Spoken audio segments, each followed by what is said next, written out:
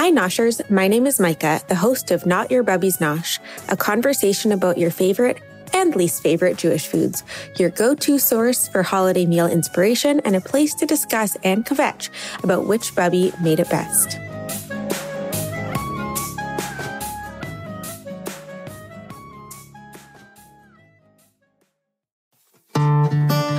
This podcast is supported by the Newman School at the Talmud Torah of St. Paul, where academic excellence meets Jewish values, prioritizing small classes, experiential learning, and moral development.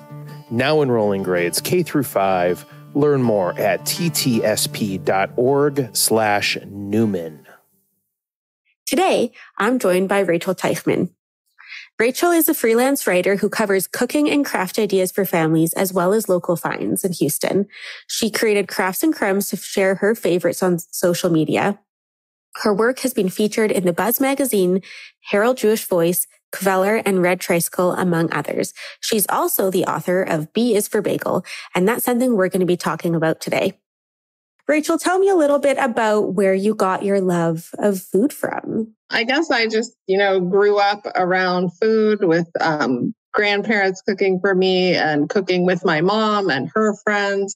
The kitchen is just such a fun place to congregate. And if you're cooking something, it's something to do. It's kind of like crafting that you can eat, I think. And I've always liked to craft. And so then, at the end of cooking, you get to eat whatever it is. But yeah, just growing up with hosting events in our home. And we had a good family friend. I mean, we still do, Marlena Spieler, who is a chef and writer. And we were good friends with her family, me and her daughter. So she was over a lot cooking and she catered, and we would end up with leftovers in our fridge. And I learned how to make ravioli and roll grape leaves and things at a young age with her. So it was just always kind of like an activity that you could then eat at the end. Yeah, what a good friend to have. Yes, a good friend to have, yes. The best. I hope that people think of me that way when I text my neighbors, when I'm like, please eat this. Yes. Is there a specific food memory that you have cooking with your mom or grandmother or your family friend? I have this memory of ravioli because I had never, seen how to make them. And we had this round kitchen table, and so she put this pile of flour in the middle and then the eggs in the middle of that. And it's so simple. And then it becomes, this amazing thing. And we didn't cut them with any kind of roller or anything. We maybe used glasses or just a knife to make square ones. But they were, that's just a fun memory I have. Yeah. Do you still make ravioli? So my son does now. He's 12 and he's really gotten into cooking. He started with candy and then sushi, and now he is into ravioli. He just had me buy him a ravioli cutter. So yeah, and we have a pasta, roller, and he rolls it out. And I'm always like, okay, it's done. It's good enough. And he's like, no, it has to be perfect and thin. And he's right. That's he's amazing. Very patient with that. Does he want to come to San Francisco and be my intern? I think he would. Yes. That is so cool. I love that he's just totally embracing kitchen stuff. I mean, my daughter, she's always I have this TikTok recipe I need to try. So she's, cooks from that. And my son just likes to cook kind of whatever I'm doing, or he'll put he's 5, my other son, he'll put random ingredients in a bowl and make, a random soup or something. Yeah, I mean, including kids in the kitchen from an early age is such an important part of their development and their confidence in the kitchen, and leads to healthier eating. I'm a dietitian as well, and I've seen this time and time again between literature and just speaking with patients or clients that if they started in the kitchen really young, just their food choices later on are oftentimes a lot healthier than any of us who maybe didn't have that lens into how to make your own food, or something simple like this is how to fry an egg. And that's sometimes more than some of my adult peers know how to do. So I think that's really, really, really cool. So I love that. Thank you. I imagine that kind of feeds into the next question of what was your inspiration to write B Is For Bagel? And is this your first book? This is my first book. I've done a lot of other writing and blogging, but this is my first published book. And I've always wanted to write a children's book. And, me or my kids will say funny things, and I'll be like, that could make a good children's book. That should go in a children's book. So finally, we found ourselves eating a lot of bagels that, a few years ago. There was the bagel shop we liked here was opening a new location. So I was going there a lot and just sharing pictures for fun on Instagram because bagels are fun and pretty, right? And a marketing company here that they were working with, Like Minds Marketing, asked me to, maybe more formally, if they gave me some bagels, would I share some pictures? So I did that some more. And then I've always liked to make ABC lists of anything. And I realized that I could probably do an ABC list with bagels. And so I figured out how to do it. Y is for yeast and X is for extra schmear, but it worked out. I love that. And definitely being paid in bagels never hurts. We've got a friend who lives in the East Bay, so in Oakland, and when she just moved to the States. And so when she moved, we put her on our cell phone family plan. And sometimes she'll pay us in cash, but mostly she pays us in a dozen bagels from Boychuk Bagels in the East Bay. And they are good. And so she's coming over for dinner this weekend. And my husband was like, make sure she brings bagels for her cell phone. So if there's anything I would want instead of money, if only my landlord would take bagels as a form of accepted payment, I'll pitch it to him next month. That's a lot of bagels. Right. Yes. And so definitely your love for bagels seemed to have inspired the book. Was there is one of your kids super into bagels that pushed you through, or was it really just you as a bagel fanatic? I mean, we all are. I think, again, probably my middle son, Eli, is, he's always been super supportive of the book. And he, a lot of times after school, will be like, can we get a bagel? Or Sunday morning, can we get a bagel? And he's mostly just plain or strawberry on a plain bagel, but he loves that.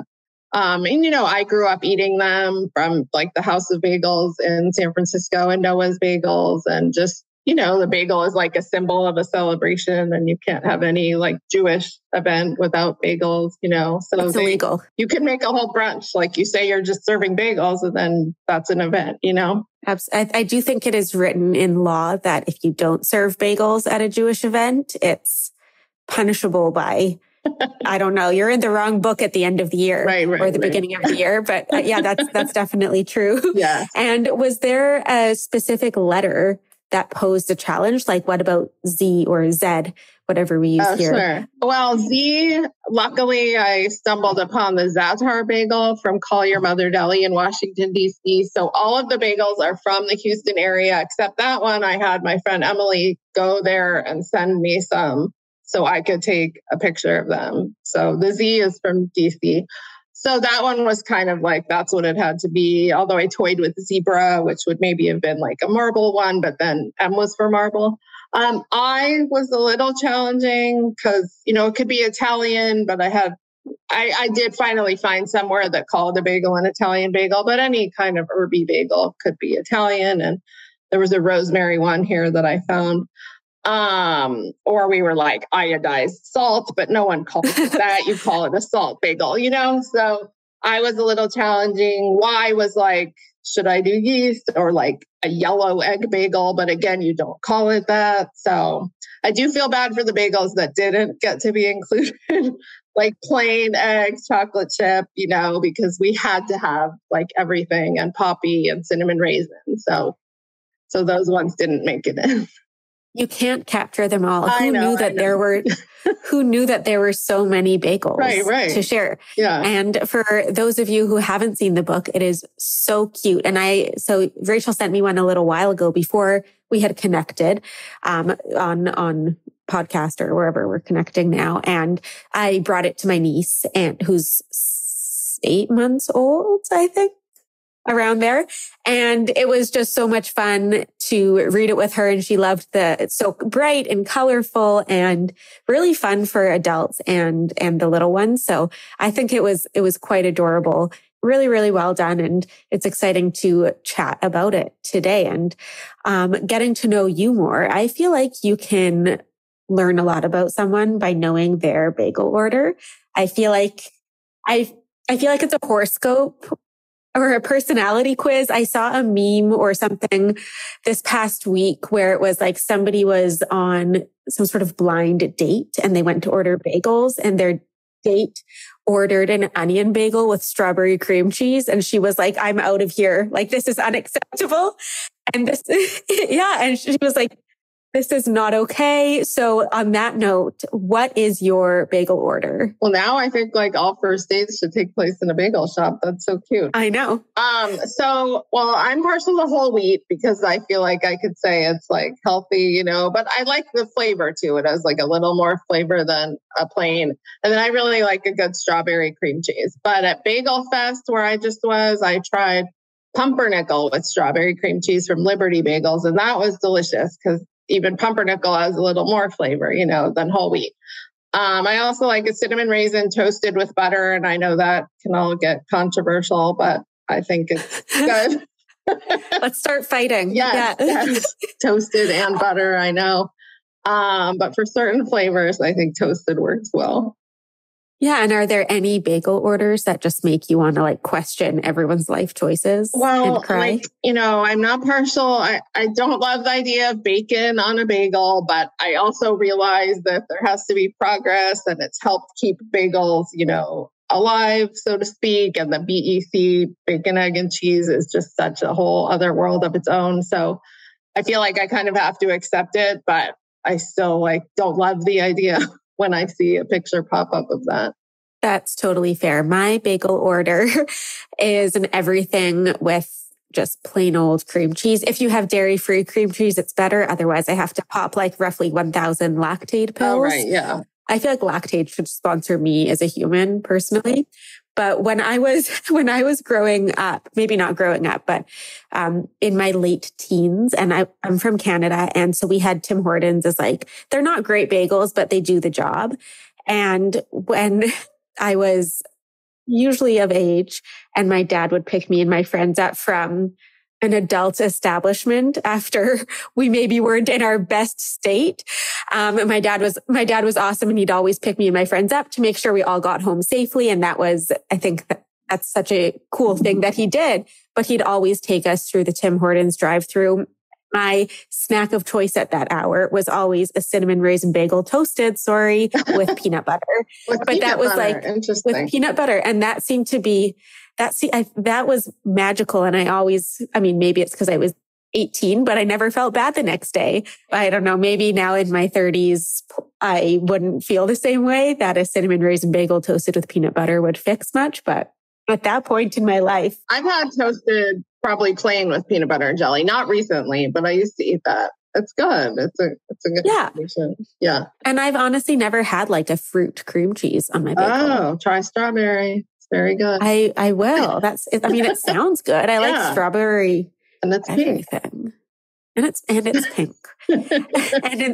and in the world of social media, right. If it's colorful, people love it. Yes. Exactly. I love that. I also have not taken anyone on a date to a bagel place to judge their order wholeheartedly.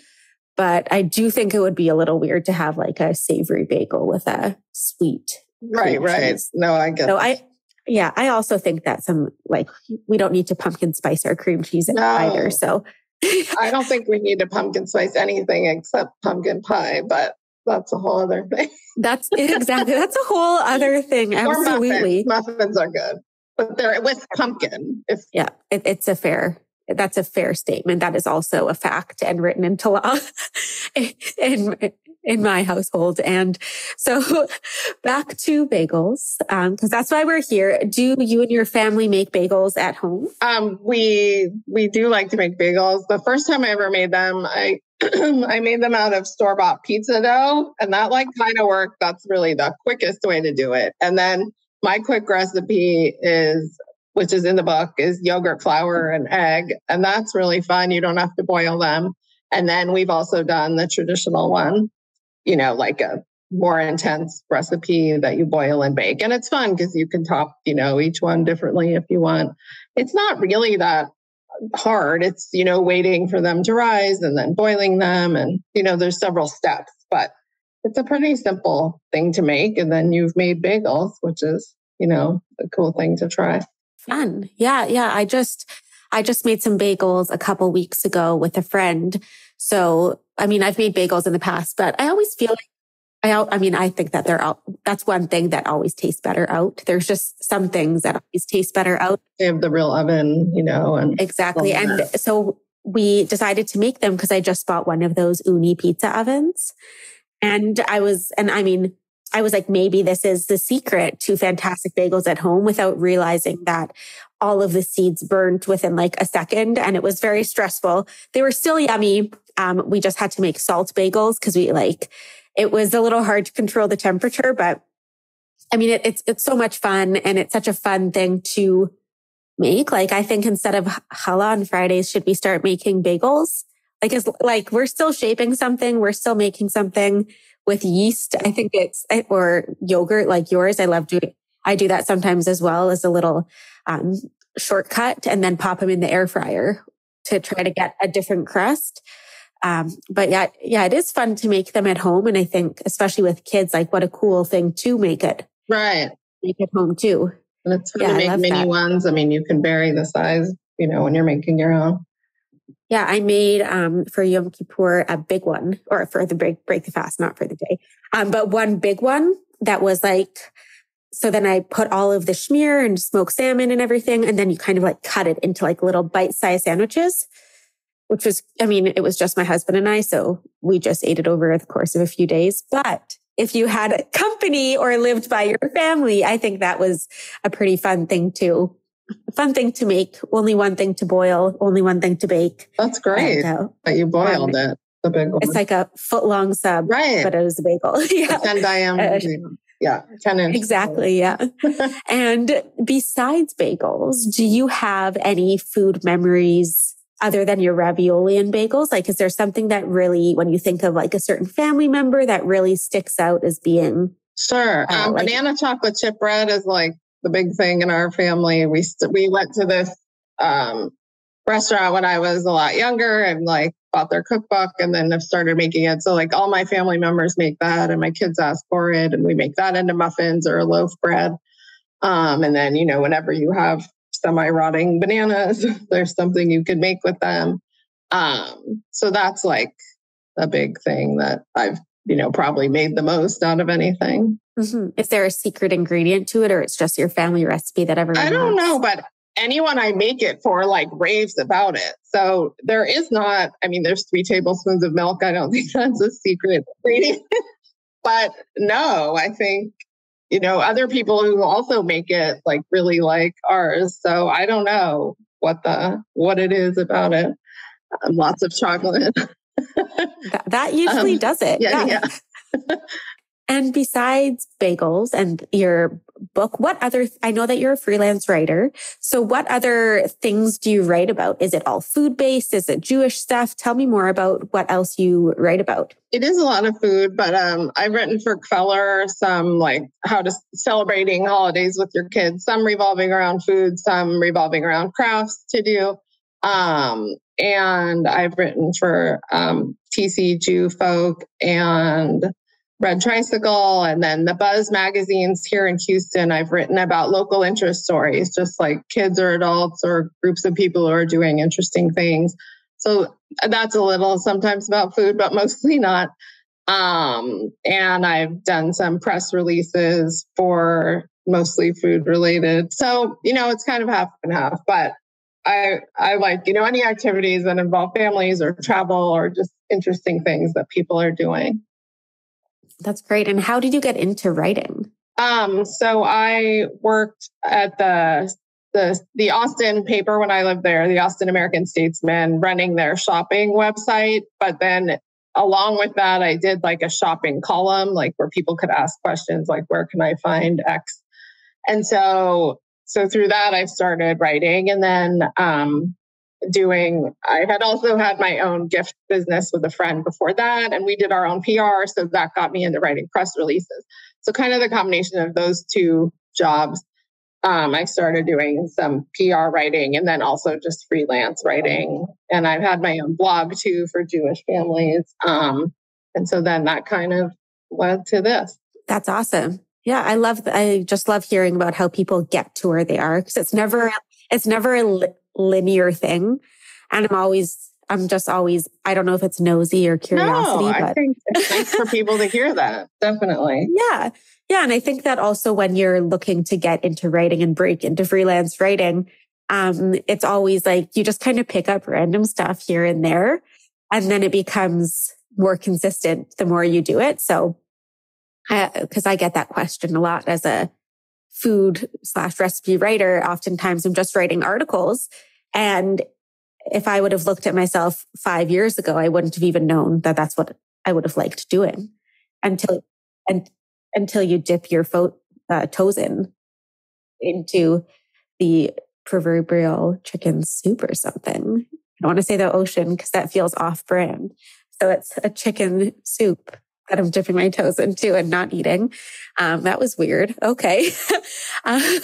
And so you're in Houston. What's the Jewish food scene like in Houston? It's great. I mean, there really are several bagel shops, and there's kosher restaurants, Israeli restaurants. So it's good. I mean, there's a great Jewish population here, and a lot of synagogues and preschools and day schools. So it's good. There's one of our newest grocery stores has a really nice kosher section, and then other ones do too. So it's good. And it's all, I mean, there's one neighborhood that's kind of the Jewish area, but then the Jewish and kosher places are they're not all right in the same spot. So it's nice. I think it's good.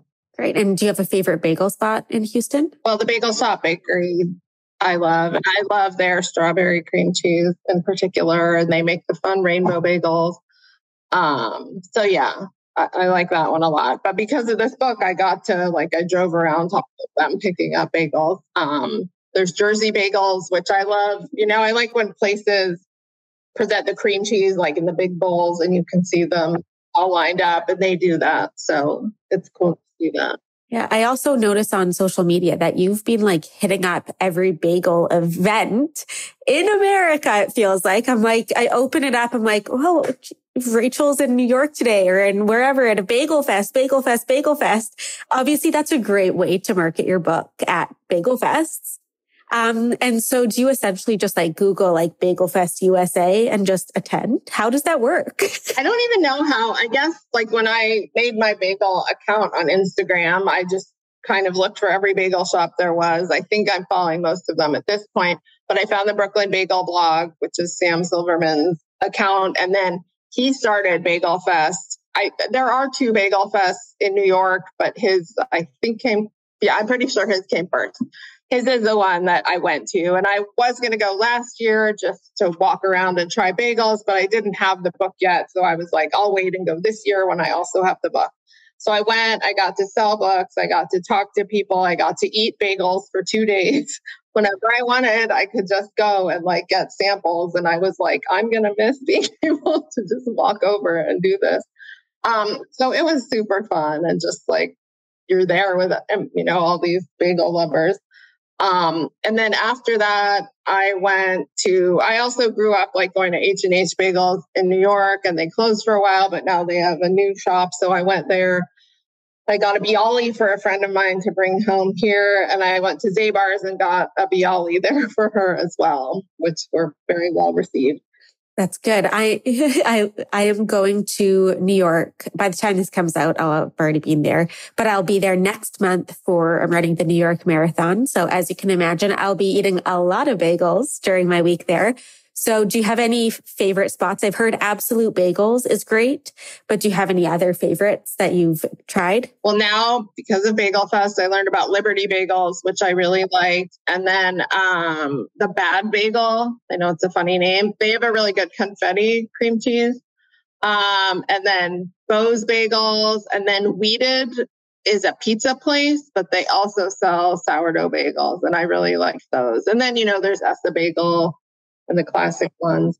But those were the new to me ones. Okay. I'm going to star those in my map immediately. Okay. Yeah. Because have you seen, that person, Michael, I think, Barley, mapped out and rated every bagel shop in New York. You have to look him up. It was part of like, he and his wife were walking marathons every day and mapping bagel shops and rating them. It's amazing. That sounds like a dream. That sounds like the best case scenario. I think I should skip the marathon and just be like, sorry, guys, I'm just going to walk from bagel place to bagel place in the city. That's amazing. Okay, I'm definitely going to go check out those places and let you know how they are, because I'll be carb loading, right? So it's only appropriate that I eat at least 4 bagels a day. So every meal should include a bagel. That's amazing. So B Is For Bagel is out, ready to purchase. I know that you're doing so well with that and really promoting it. You're doing an amazing job. And so what's next for you? So D is for donut, sticking with round breakfast foods. D is for donut will be out next summer.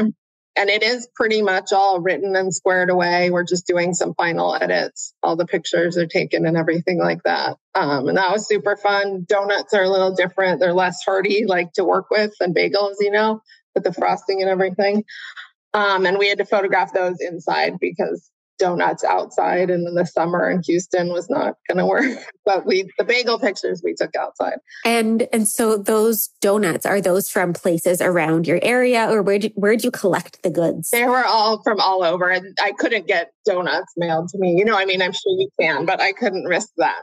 But I was able to find them all. So yeah, they're just from donuts are really a big Houston thing. So there are plenty of little shops around. And can you give us a teaser of your favorite donut tried and photographed? I love old fashions because they're fun to eat with the edges and everything. As a kid, I loved the bars, the filled bars with chocolate on top and jelly donuts. Apple fritters I like too, and that's a cool picture. Counts as a donut. Okay. And it's funny because when I was in elementary, middle school, our normal fundraiser, we would get these things called Texas donuts. And they were just really big donuts. I wonder if it's just a prairie Canadian thing, because I've said it because it's really big. And it was at least it was the size of 6 donuts, and it would be our school fundraiser. We would sell donuts. I have to look that up. We have Texas toast, but I've not heard of a Texas donut. I know some places make giant ones, but they're just big donuts. Okay. Up in Canada, we call them Texas donuts. So yeah, maybe you can abridge the T for your Texas donut in the book. And in the book, are soufganiot in there as Israeli donuts? Absolutely. I love that. Soufganiot. And J is for jelly donut. We've covered it. But yeah, we have other ones. We have beignets and trying to be inclusive of all donuts. So yeah, it was fun to do. We're a donut inclusive space here on this podcast. We are absolutely. And do you make soufganiot for Hanukkah? I have. And, I developed donut recipes for this book too, although neither of them are filled. A fun thing I like to do with my kids is just buy plain donuts, and then you can squirt the jelly in yourself and put frosting on top. And then it's you've semi-made jelly donuts. Yes, right?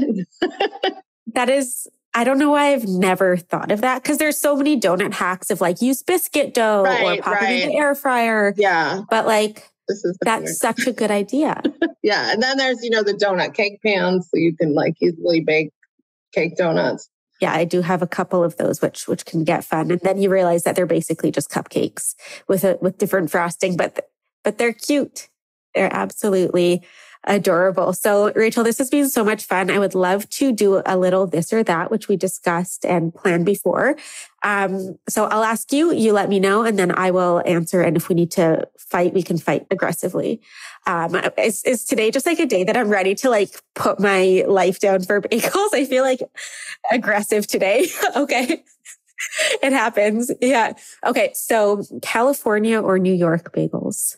I don't know. I feel and some of the California bagels are New York bagels, right? And I don't believe in the New York water thing. I guess I have to say New York because. but I could maybe be persuaded otherwise. So we're a flippy floppy New York on this one. Maybe. Texas bagel. Texas bagel, exactly. Thank you. Then Montreal bagel or no bagel at all. So I've had a couple people, including my husband, bring me Montreal bagels recently, and they have really cool flavors. Actually, one was pumpkin, and it was very good, and it had some kind of seasoning on top. And there was like a strawberry bagel, which was fun. So no, I'd rather have a Montreal than no bagel. They were a little smaller. So it was interesting. Yeah, I'm a diehard Montreal bagel. Okay, gal. good. They are the elite bagel of all bagels. Okay. By far the best. Smaller, larger hole, a lot like denser, and a lot more toppings as well, like you mentioned. Yeah, it was cool. Yeah, it's fun. So an open-faced bagel sandwich or a closed bagel sandwich? I like open. Then if you want two different schmears, you can do that. You can, put even a few on one, or, sometimes I might rip a piece of the bagel off and dip it in the cream cheese. So there's more options if you keep it open. I'm also of the open-faced bagel sandwich. Fun fact about me is that I hate sandwiches. Okay. I don't like, in general, like as a food group, I don't like closed sandwiches because I feel like I can't appreciate the bread on either side if there's too many things going on. So often if you give me a sandwich, will absolutely shamelessly take it apart and just eat all the components. So I'm definitely an open face kind of person. So I can appreciate the bagel, Yeah. And then this one's a little controversial, but a rainbow bagel. See, versus not having rainbow bagels. I like the rainbow bagel and the team colors and, holiday colors and whatever it is. It's just a plain bagel generally with a lot of food coloring, but I think it's fun. Okay. Yeah. I've never actually had one. I feel like, I feel like I'm not like a plain bagel kind of gal. Like I like the seeds, and they don't usually have like a seeded rainbow, but maybe on my Marathon of New York bagel walking tour, you can find one. This can be changed. Yeah. And then toasted or toasted or not toasted. So like a fresh bagel from that day, or, right then that's warm, for sure you don't toast. I do keep some in the freezer, so then I do toast them. I like a sesame in particular toasted because then the seeds get more toasted, and then cinnamon raisin, like I said. Bethany Frankel, you know her from The Real Housewives. She just did a whole thing on like how she toasts her bagels in the air fryer, but then really she prefers it in the oven, like straight from the freezer without microwaving it first. Anyway, it was interesting. I'll have to watch that. I'm definitely going to look that up. I think that's interesting because I also freeze bagels because when my family comes down to visit from Canada, they bring Montreal bagels. Oh, good. With them. So we always have a little stash of Canadian goodness in the freezer. So, I will try all those out and report back to Bethany Frankel as if she cares what I think. We don't know. And then I know it probably depends on the base, but butter or cream cheese? Right. I think generally cream cheese. If it's toasted, though, butter for sure. And even strawberry jelly if it's like a sesame, because sesame is not really savory. I don't know. I like sesame with butter and jelly. So butter if it's toasted. If not, the butter just kind of sits there, I guess, unless it's a warm bagel, but that's still good with cream cheese. I love how many there's like, but unless it's, I love how we're so particular about our bagels where we're like, this is an inclusive bagel space. And then we're like, but unless you're wrong, it's true. And then, so this one is a good one, a little schmear or a lot of schmear? I'm maybe in the middle. Like, I don't need like an inch of cream cheese like you do see in some pictures. I don't want it to all just disappear. So, I don't know, half a centimeter or something. That's so solid and very exact measurement. And that is about like a quarter of an inch, a half a centimeter. Yeah. For our American friends here. Just a smidgen less, like a fifth. If we're getting precise, exactly. And then, do you scoop your bagel, or are we keeping it whole? I do not scoop my bagel. Thank you. Yes, no. That would be my red flag, personally. Bagels aren't meant to be scooped unless like you really want to pack it with delicious fillings and make a little bagel moat. But like, let's just leave the bagels. Let it be. Yeah. In the wise words of the Beatles, let it be. And then trife on it or no? I say no, as I said before, but like, I guess I'll let people do what they want to do and, you know, make their own kind of bagel traditions, but not for me. Yeah. So out there, if you eat bacon or pork products, you do you, but we're going to keep it bacon free here. Also, I don't eat meat, so it wouldn't even cross my mind. So, but yeah, if you know what, I feel like if somebody wants to incorporate a little bit of Jewish food in their diet in a way that makes them happy, that's great. Right. Any way to bring business to our Jewish bagel business owners anywhere is A-okay. And then, oh God, sliced in half or vertically. Yeah, you know, like I guess it's a St. Louis thing to like slice like 5 slices across the top like that, you know, to get these mini kind of cuts. And it's just, I don't know. It just seems odd to me, but again, to each their own. But I just slice it, you know, the regular way. Yeah, that makes 0 sense to me. We're back to judging everyone. Okay. And then, I mean, it all depends on what our preferences are. And as we said, like, as long as we're eating bagels, maybe it's a good thing, unless you're slicing it vertically, ordering onion with strawberry cream cheese, and sometimes toasting it. Yeah. Otherwise, everything's fine. Otherwise, it all goes. Yes. But unless you're doing those wrong things and of course, unless you're hosting a Jewish event and there's no bagels. Right. Yeah. Must have some kind of bagels. This has been so much fun. I would love for you to tell us when we can expect your D is for Donut, and also where to find you and your bagel book and where the public can buy that. Sure. So the donut book will be out next summer. I'm going to do a Kickstarter this fall. So anyone who supports that at a level to get a book will be able to get the books a little bit earlier. And the current bagel book, I have a website, bisforbagel.com, where I sell bagel merch, hats and keychains and things. And then the book, there's links to the books from there. You can buy them on the publisher's website, the Collective Book Studio, and also Target.com, Amazon, Barnes & Noble, some Barnes & Noble stores, and then just a bunch of bookstores around the U.S. and like Jewish museum shops and Modern Tribe. And yeah, it's really exciting to see it so many places.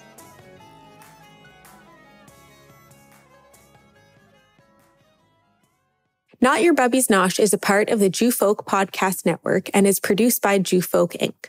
For more shows, check out tcjewfolk.com/podcast. If you've got questions, email me at micah@noshwithmicah.com.